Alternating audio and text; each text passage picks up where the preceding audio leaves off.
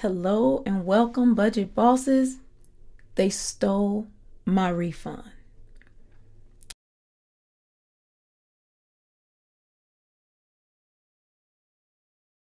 Y'all listen.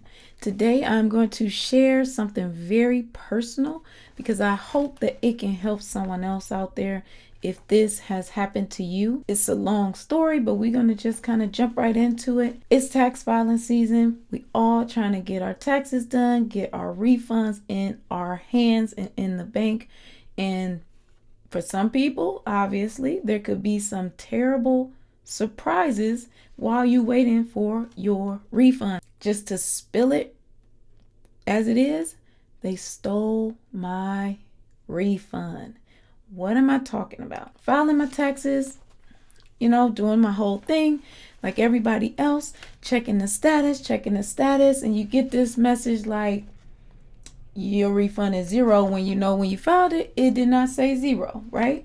You don't ever want to get one of these in the mail, okay? This right here, you don't ever want to have one. What is this? This is a refund offset letter. Yes, I know. Refund offset? What are you talking about? Yes, I received a refund offset letter, and y'all, it's not mine, but they took my money. Okay, so what happened? Checking my status is like, you get nothing back. We took it all. You're going to have to figure it out because we took it all to satisfy your debts. I said, I don't have none of that. What you talking about? They gave me a phone number to the Attorney General's office with an account number and called them totally upset. They're like, oh, well, hey, you filed unemployment and you owe us back because you wasn't supposed to file. And they're like, have you ever filed for this? And I was like, no, ma'am, did not do that. And they're like, oh, well, you're a victim of identity fraud. And I was like, oh, great.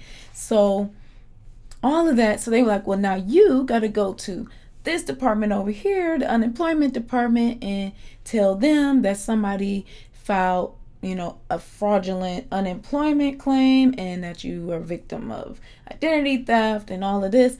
Call them, and guess what?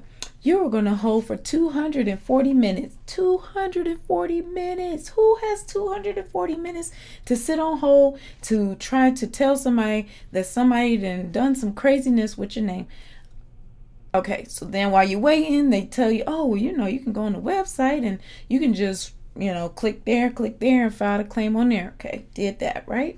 Next, I'm like, are they going to try to take other stuff? Because, it's a little bit of a complex return, moving from a different state to a different state. So different people holding parts and pieces of the refunds. And it's like, I don't want this to spread like craziness to other things. And so, you want to make sure like that's not going to get touched. That's not going to get touched because people done went and did something with your stuff. Oh my goodness, it's so frustrating. I was assured that it's only going to apply to this one. And it's just a mess. It's a mess, guys.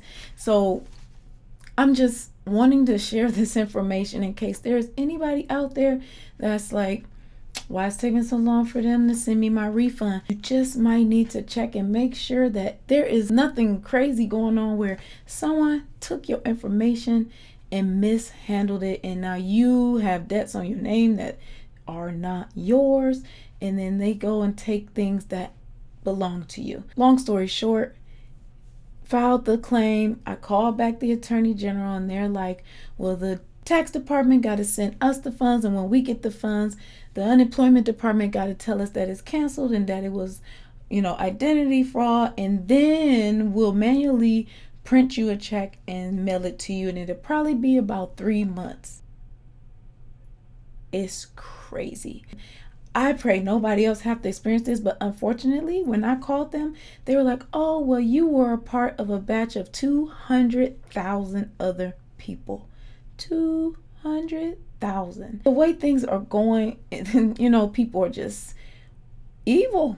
I mean, there's no nice way to put it. and causing you trouble. I just want to provide this information. So some things you can do to kind of help you with this situation. If you ever find yourself in this situation, there is a National Centers for Disease Fraud complaint that you can file. I filled out one of those. You can also file a complaint with your sheriff's department. You can file and get some alerts put onto your credit report. Alert each of the 3 credit bureaus of the situation, and you can actually freeze your credit. You can also utilize their credit monitoring services that can help to monitor and let you know that, hey, there's something going on.